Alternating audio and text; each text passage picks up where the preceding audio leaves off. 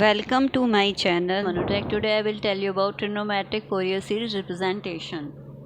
ठीक है, trigonometric Fourier series representation explain करने से पहले मैं आपको जो है रिकॉल कराना चाहूँगी कि ये sine N omega naught t and sine m omega naught t are orthogonal signal. ऐसे cos N omega naught t and cos m omega naught t जो है वो ऑर्थोगोनल सिग्नल है। ऐसे कॉस और साइन के जो सिग्नल्स है वो भी ऑर्थोगोनल सिग्नल हैं। ठीक है, ये मैंने एक्सप्लेन किया था ये क्यों है orthogonal signal solve example part 1 video में। आप जो है मेरी प्लेलिस्ट में जाकर उसमें वॉच कर सकते हो कि ये क्यों है ऑर्थोगोनल सिग्नल्स। ठीक है, यहाँ पर एन एंड एम क्या है, n m are integers. N और एम की वैल्यू मीन्स क्या होगी, 1 2 3 4 up to plus infinity, zero भी होगी। एन एम की डिफरेंट वैल्यूज़ उसमें हम पुट करते हैं। Mean sine omega naught t, sine 2 omega naught t, sine 3 omega naught t up to infinity हो गए। ऐसे ही cos omega naught t, cos 2 omega naught t, ऐसे ही cos 3 omega naught t, cos 4 omega naught t up to infinity orthogonal signal होंगे। ठीक है, अगर हम omega naught equals to 2 pi by t लेते हैं, टी क्या है, t is time period, fundamental time period, where t is between t naught and T naught plus capital t. ठीक है, जब ये इसके बिटवीन होगा तो ये जो सिग्नल्स हैं ये ऑर्थोगोनल होंगे टू ईच अदर, और ये जो सिग्नल्स हैं ये हार्मोनिकली रिलेटेड हैं एक दूसरे से। इनकी जो फ्रिक्वेंसीज है इंटीग्रल मल्टीपल है ओमेगा नॉट की, क्योंकि हम देख सकते हैं कि ये ओमेगा नॉट है, ये 1 ओमेगा नॉट टी हो गया, मीन्स इसकी जो फ्रिक्वेंसी हो गई 1 ओमेगा नॉट हो गई, इसकी 2 ओमेगा नॉट हो गई, इसकी 3 ओमेगा नॉट हो गई। ठीक, तो ये हार्मोनिकली रिलेटेड हैं एक दूसरे से, इनकी फ्रिक्वेंसीज। ऐसे ही कॉस की भी हार्मोनिकली रिलेटेड है। ठीक, ये जो सिग्नल्स हैं ये complete set of orthogonal signal form कर रहे हैं। ठीक, मतलब sine omega naught t, sine 2 omega naught t, sine 3 omega naught t, sine 4 omega naught t, sine 5 omega naught t up to infinity. ऐसे ही cos omega naught t, cos 2 omega naught t, cos 3 omega naught t, cos 4 omega naught t up to infinity जो है। और यहाँ पर cos zero भी लेंगे, cos zero means 1, क्योंकि साइन ज़ीरो लेने की नीड नहीं, क्योंकि साइन ज़ीरो ज़ीरो ही होता है। तो ये जो है ये जो सिग्नल्स हैं साइन एंड कोसाइन के, ये जो है complete and close set of orthogonal signal form कर रहे हैं। ये मैंने complete and close set of orthogonal signal की वीडियो में एक्सप्लेन किया था। ये क्यों कर रहे हैं complete and close set of orthogonal signal, ये आप चैनल की प्लेलिस्ट में जाकर वॉच कर सकते हो। क्योंकि ये complete and close set of orthogonal signal form कर रहे हैं, तो इसका मतलब एक सिग्नल एक्स टी हो, एक पीरियोडिक सिग्नल एक्स टी जिसका टाइम पीरियड टी हो, एंड ओमेगा नॉट जो इसकी फ्रीक्वेंसी है वो 2 पाई बाय टी हो। ठीक है, और ये पीरियोडिक जो है बिटवीन लिमिट्स हो T naught and T naught plus capital T के बिटवीन हो। ठीक,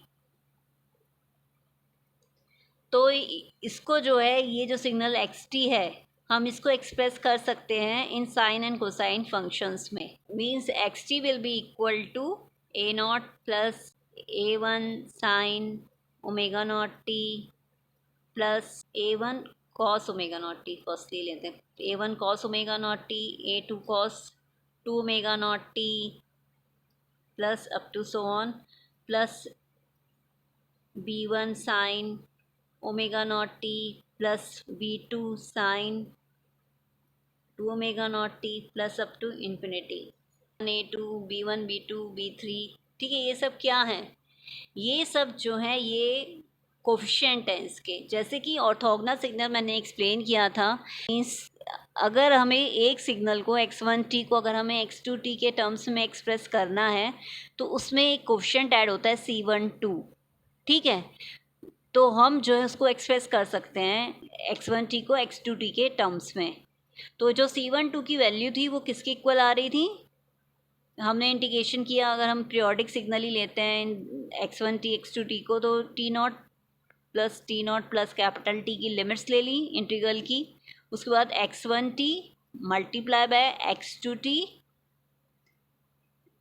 dt divided by t0 plus t limit होगी इंटीग्रल की, and it is x2 dt। इस तरह से जो है हम फाइंड आउट कर सकते हैं कि x1t को हम x2t के टर्म में कैसे एक्सप्रेस कर सकते हैं। ठीक है, ये हमने फाइंड आउट किया है, ऑर्थोगोनल सिग्नल की वीडियो में ही मैंने आपको एक्सप्लेन किया है। तो ये क्वेश्चन ये भी अराइज होता है कि C12 क्या है, क्यों C12 को हमने कोफिशिएंट जो है ऐड किया है और फिर हमने उसको एक्सप्रेस किया है x2t के टर्म में x1t को। वो इसलिए जैसे अगर हमारा सिग्नल हो 3, उसको हमने अगर एक्सप्रेस करना हो 9 के टर्म्स में, तो कुछ कोफिशिएंट इसमें ऐड करना पड़ेगा ताकि 3 जो एक्सप्रेस हो जाए 9 के टर्म्स में। तो हम क्या कोफिशिएंट ऐड करेंगे, 1/3। तो 1/3 मतलब इसका कोफिशिएंट हो गया। ठीक है, तो इसका मतलब इसमें भी इसका कोफिशिएंट कुछ ऐड करना पड़ेगा x1t को अगर हम x2t के टर्म्स में एक्सप्रेस कर रहे हैं, तो वो कोफिशिएंट की वैल्यू हमारी ये होती है। तो हमने जो है, क्योंकि हमने इस xt को जो है इस complete and close set of orthogonal signal में एक्सप्रेस किया है, मतलब एक एक जो साइन एंड कोसाइन फंक्शन है हमें उसमें जो है उसके कोफिशिएंट के साथ जो है उसको एक्सप्रेस करना पड़ेगा। इसलिए हमने जो है हर एक टर्म में, अगर हमने कॉस ओमेगा नॉट का फंक्शन लिया है तो हमने a1 उसका कोफिशिएंट ऐड किया है, cos 2 ओमेगा नॉट t अगर हमने फंक्शन लिया उसमें a2 ऐड किया है उसका कोफिशिएंट। ठीक है, ऐसे ही साइन ओमेगा नॉट t लिया तो उसमें b1 कोफिशिएंट ऐड किया है। और a0 यहाँ पर क्या है, एक DC सिग्नल रिप्रेजेंट कर रहा है, DC सिग्नल। और ये जो साइन एंड कोसाइन के जो टर्म्स है ये टाइम वेरिंग सिग्नल को एक्सप्रेस कर रहे हैं। और ये जो एक्सप्रेशन है, ठीक, हम इसको क्या लिख सकते हैं, और फर्दर हम इसको क्या लिख सकते हैं, xt equals to a0 plus summation n equals to 1 to infinity an cos n omega naught t plus bn sine n omega naught t। और ये जो एक्सप्रेशन है, ये जो रिप्रेजेंटेशन है xt का, ये फोरियर सीरीज रिप्रेजेंटेशन है। ठीक है, ये क्या रिप्रेजेंटेशन है, फोरियर सीरीज रिप्रेजेंटेशन है xt का। Okay, understood. और xt जो होगा वो पीरियोडिक सिग्नल होगा, तभी हम इस तरह से फोरियर सीरीज रिप्रेजेंटेशन कर सकते हैं xt का। ठीक है, a0 bn an ये क्या है, फोरियर सीरीज कोफिशिएंट्स हैं। ठीक है, इन कोफिशिएंट की वैल्यू हम कैसे फाइंड आउट कर सकते हैं, लेट्स सी। नाउ फर्स्टली जो है an के कोफिशिएंट की वैल्यू फाइंड आउट करते हैं। इसमें जो है a0 और bn sine N omega naught t को अभी एज ए एज्यूम करते हैं कि ये नहीं है इस एक्सप्रेशन में, सिर्फ an cos n omega naught t है। ठीक है, summation n equals to 1 to infinity an cos n omega naught t है बस इस एक्सप्रेशन में। तो हमें xt को जो है cos n omega naught t के टर्म्स में एक्सप्रेस करना है।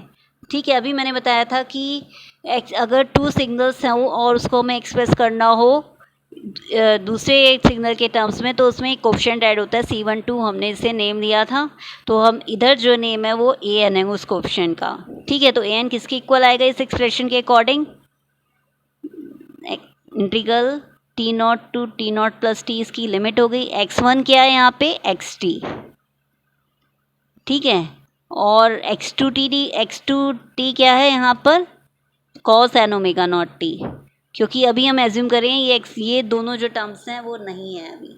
ठीक है, तो हम लिखेंगे cos n omega naught t upon क्या लिखेंगे, what is there upon x2t का स्क्वायर का इंटीग्रल, मीन्स x2t क्या है यहाँ पर, cos n omega naught t का स्क्वायर dt, और इसकी लिमिट क्या होंगी, t0 प्लस कैपिटल T इस इंटीग्रल की। अब इसको सॉल्व करते हैं। इसका जो न्यूमरेटर पार्ट है इसको अभी हम सॉल्व नहीं करते, इसके डिनोमिनेटर पार्ट को फर्स्टली जो है सॉल्व करते हैं। Means integral t0 to t0 plus capital T cos square N omega naught T D T को पहले फर्स्टली सॉल्व करते हैं। This will be equal to integral T naught to T naught plus capital t cos square N omega naught T को क्या लिख सकते हैं हम लोग, 1 plus cos two N omega naught t upon two. ये एक ट्रिग्नोमेट्रिकल आइडेंटिटी है, इसलिए हम कॉस स्क्वायर थीटा को क्या लिख सकते हैं, 1 plus two cos theta upon two लिख सकते हैं। And this will be equal to, अगर हम इसको सेपरेट करें 1 अपॉन टू को सेपरेट कर लें और T naught to T naught plus capital T integrate करें 1 को और इसको सेपरेट कर लिया इन दोनों टर्म्स को मीन्स, तो इसको क्या लिख सकते हैं 1 upon two cos two N omega naught T D T, इस तरह से राइट डाउन कर सकते हैं। तो ये जो एक्सप्रेशन हो गया 1 अपॉन टू, ये क्या हो गया, इसका जो इंटीग्रेशन हो गया टी हो गया T naught plus capital T, इसकी लिमिट हो गई। ये जो एक्सप्रेशन है ये ज़ीरो के इक्वल होगा, क्योंकि अगर हम किसी भी कॉस फंक्शन को इंटीग्रेट करते हैं फुल साइकिल में, उसके टाइम पीरियड की फुल साइकिल में, तो उसका जो इंटीग्रेशन था वो ज़ीरो के इक्वल आता है। तो this will be equal to 1 upon two multiply by T. इसको अगर इसमें लिमिट पुट करेंगे टी आएगा T naught plus T minus T naught, और टी नॉट से टी नॉट कैंसिल हो जाएगा, कैपिटल टी लेफ्ट आउट होगा, मीन्स टी बाय टू जो होगा इस टर्म की वैल्यू निकल कर आएगी। और ये ज़ीरो क्यों होता है, किसी भी कॉस फंक्शन को फुल साइकिल में इंटीग्रेट करें तो वो ज़ीरो के इक्वल इसलिए आता है क्योंकि कॉस जो होता है वो उसकी जो वेव फॉर्म होती है वो इस तरह से होती है। ठीक है, अगर हम ज़ीरो जो है अगर हम इसको यहाँ एज्यूम करते हैं तो यहाँ पर इसका टी होगा यहाँ पर, तो इस देख सकते हैं कि इंटीग्रेशन मीन्स होता है कि एरिया अंडर द कर्व, और इसमें जो एरिया अंडर द कर्व है जितना पॉजिटिव है उतना ही नेगेटिव है एरिया अंडर द कर्व, तो ये कैंसिल आउट हो जाएगा। इसलिए होल साइकिल के लिए, फुल साइकिल के लिए अगर कॉस को इंटीग्रेट करें वो ज़ीरो के इक्वल आता है। Okay, understood. इसमें जो है अब हम पुट कर लेते हैं वैल्यू इस एक्सप्रेशन में, ये एन की वैल्यू फाइंड आउट करने के लिए। तो a n will be equal to T naught integral T naught plus capital T x T dot cos N omega naught T D T upon क्या हो जाएगा, इस टर्म का एक्सप्रेशन वो क्या है T upon two, and this will be equal to what, two upon T integral T naught plus capital T x T dot cos N omega naught T D T. ये A N का expression आ गया। ठीक है, इस तरह से हम a N को कैलकुलेट करते हैं इस फोरियर सीरीज कोफिशिएंट को। ठीक है, अब बी एन को कैसे कैलकुलेट करेंगे, अब बी एन को कैलकुलेट करने के लिए हम क्या करेंगे, ये जो फोरियर सीरीज रिप्रेजेंटेशन है इसमें हम a n cos N omega naught T को एज्यूम करते हैं कि ये सिग्नल नहीं है, यहाँ पर प्रेजेंट सिग्नल है b n sine N omega naught t, और ए नॉट भी नहीं। बी एन को इसी फॉर्मूले के अकॉर्डिंग जो है कैलकुलेट करते हैं, C12 के फॉर्मूले के अकॉर्डिंग। तो क्या हो जाएगा बी एन की value, B N will be equal to, अब इसमें जो है x1 टी तो एक्स टी हो गया, मीन्स इसमें इंटीग्रेशन पुट करेंगे T naught to T naught plus capital D, limit put की, और x1 टी तो एक्स टी हो गया यहाँ पर, multiply by sine N omega naught T, क्योंकि हम इसके टर्म में अब एक्सप्रेस कर रहे हैं एक्स टी को sine N omega naught T के, तो एक्स टू टी क्या हो जाएगा sine N omega naught T D T upon integration T naught to T naught plus capital T sine square N omega naught T D T. ठीक है, अब इसमें फिर से जो है डिनोमिनेटर पार्ट को सॉल्व करते हैं। जब हम डिनोमिनेटर पार्ट को सॉल्व करेंगे means integral T naught to T naught plus capital T sine square N omega naught T D T को जब हम सॉल्व करेंगे तो इसमें sine N omega naught T की जगह हम क्या लिख सकते हैं, sine square N omega naught T की जगह लिख सकते हैं 1 minus cos two N omega naught T D T upon two integral T naught to T naught plus capital T, इस तरह से लिख सकते हैं। ये एक ट्रिग्नोमेट्रिकल आइडेंटिटी है, तो इसमें भी हम इंटीग्रेशन फाइंड आउट करेंगे तो 1/2 सेपरेट करेंगे, और minus cos two N omega naught T D T को जब हम सॉल्व करेंगे तो होल साइकिल की cos two N omega naught T D T upon two जो एक्सप्रेशन होगा वो ज़ीरो के इक्वल आएगा। 1/2 को जब हम इंटीग्रेट करेंगे तो उसकी वैल्यू इसकी इक्वल आएगी टी अपॉन टू के। सेम जो हमने जैसे cos square N omega naught T को सॉल्व किया था, उसके उसके जो इंटीग्रेशन सॉल्व किया था, वैसे ही हम इसको भी सॉल्व कर सकते हैं। ठीक है, तो इसका मतलब बी एन की वैल्यू किसके इक्वल आएगी? B N will be equal to, इसमें जो है लिमिट पुट कर लेते हैं, T naught plus capital T x T multiply by sine N omega naught T D T, ये हमने न्यूमरेटर पार्ट लिख दिया है, डिवाइडेड बाय इसका जो वैल्यू होगी sine square N omega naught T D T का जो इंटीग्रेशन है वो टी अपॉन टू आएगा, and it will be equal to two upon T integral T naught plus capital T x T dot sine N omega naught T D T. ठीक है, ये B N का coefficient की value आएगी। Okay, understood. इसमें जो A naught है वो कैसे फाइंड आउट करें? फर्स्टली ये क्वेश्चन राइज होता है कि ए नॉट जो टर्म है वो cos N omega naught T की वजह से आया है। ठीक है, क्योंकि एन इक्वल्स टू हम ज़ीरो पुट करेंगे और यहाँ एन इक्वल्स, यहाँ ए ज़ीरो हो जाएगा, यहाँ कॉस ज़ीरो हो जाएगा। जब हम N equals to zero put करेंगे, कॉस ज़ीरो की वैल्यू 1 होती है, इसलिए हमने ए ज़ीरो मतलब ए नॉट जो है हमने यहाँ पुट कर दिया सेपरेटली। ठीक है, और बी ज़ीरो तो होगा ही नहीं, क्योंकि साइन अगर एन इक्वल्स टू ज़ीरो है तो बी ज़ीरो तो होगा नहीं, क्योंकि साइन ज़ीरो की वैल्यू ज़ीरो होती है, इसलिए हम बी ज़ीरो का एक्सप्रेशन लिखा ही नहीं है, ज़ीरो की वैल्यू लिखी नहीं है। ठीक है, तो ए नॉट को हम कैसे फाइंड आउट करें? ए नॉट को फाइंड आउट करने के लिए हम इसी फॉर्मूले का यूज़ करेंगे जिसमें हमने x1t को एक्सप्रेस किया था x2 की टर्म्स में, उसमें क्वेश्चन C12 हमने फाइंड आउट किया था। मीन्स इसमें x1t हो गया xt, ए नॉट तो वो C12 हो गया और x2t क्या हो गया? 1 हो गया। तो हम जो है इसी के अकॉर्डिंग जो है इसको सॉल्व करते हैं। A naught will be equal to integral T naught plus capital t और एक्स टी, क्योंकि हमारा एक्स टी जो है यहाँ x1t है। ठीक है, और यहाँ x2t क्या है? 1 है, तो multiply by 1 D T divided by T naught to T naught plus capital T 1 into 1 X square T करना है ना, इस x2t का स्क्वायर करना है, मीन्स यहाँ x2t क्या है? 1 है, तो 1 इंटू 1 डी टी कर लेते हैं, and it will be equal to integral T naught plus capital T x T D T divided by 1 into 1 D T, means हमें डी टी का ही इंटीग्रल फाइंड आउट करना है, मीन्स इसका जो इंटीग्रेशन आएगा वो किसके इक्वल आएगा? टी के इक्वल आएगा।